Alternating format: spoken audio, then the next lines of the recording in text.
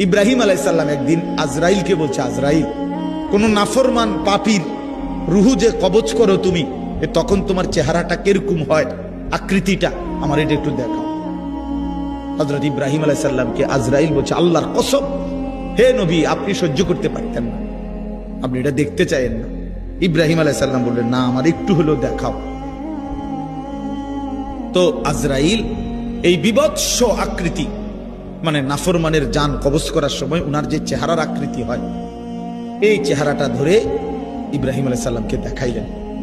বিশ্বাস করেন, এই কিতাবে আছে, ইমাম কুরতুবীর কিতাব, ইব্রাহিম আলাইহিস সালাম একটা চিৎকার মাইরা বেহুশ হয়ে গেছে।